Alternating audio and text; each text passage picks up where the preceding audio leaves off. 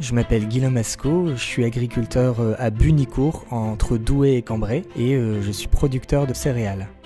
Dès mon enfance, je me suis dit, mais d'où vient ce pain, cette baguette de pain? Voilà, j'ai été voir un petit peu dans les champs comme tout le monde quand on est jeune.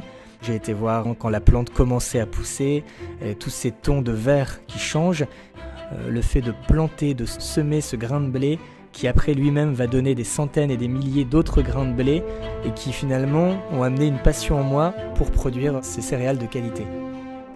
La phase la plus importante une fois qu'on a semé, c'est d'observer ce champ de blé qui va pousser. L'observation, c'est quelque chose qu'on fait tous les jours, chaque semaine, mois après mois. Notre œil, rien ne le remplace. C'est vraiment ce qui va nous permettre d'amener cette plante à rester saine en la protégeant au mieux pour les consommateurs jusqu'à la récolte. Alors j'essaie de toujours évoluer, ne jamais croire que tout est acquis.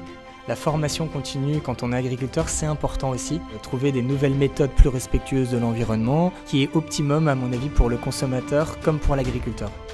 L'avenir, c'est qu'on utilise de plus en plus les nouvelles technologies comme les drones pour pouvoir surveiller nos cultures, pour savoir si la plante a une belle photosynthèse.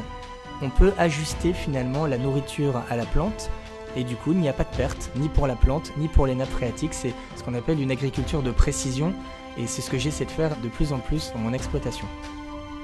On travaille avec toutes les filières, les meuniers, les transformateurs, les boulangers, les coopératives. Un champ de céréales pour un producteur, c'est une petite partie de sa famille. On les chérit, on les surveille avec amour jusqu'à la récolte.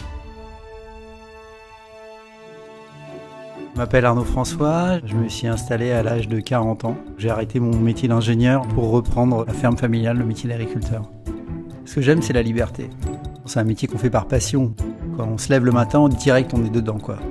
On a l'impression que toujours la même chose, c'est-à-dire qu'on sème toujours le blé au mois de septembre, on le récoltera toujours au mois de juillet, mais tout évolue, c'est à nous de changer nos techniques culturelles.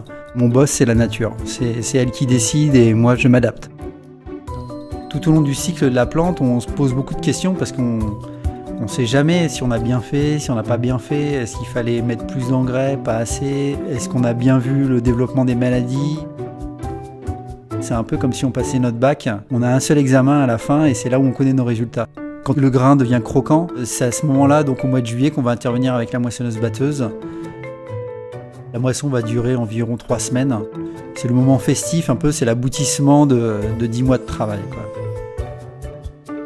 80% du métier, c'est la nature qui le fait. On est l'acteur principal, on est aussi un observateur parce qu'on va savoir anticiper, mais c'est de l'agronomie, c'est une science qui n'est pas exacte. Donc il faut beaucoup d'humilité, beaucoup d'observation et beaucoup de patience pour, à la fin, quand la moisson arrive, c'est le juge de paix. Aujourd'hui, je vais me faire aider par des techniciens privés pour produire mieux. En ce moment, c'est la clé de voûte, quoi. Il faut se remettre en question tous les jours. Et le meilleur des dictons paysans, c'est il faut savoir se planter pour réussir. C'est-à-dire on apprend de nos erreurs en réalité.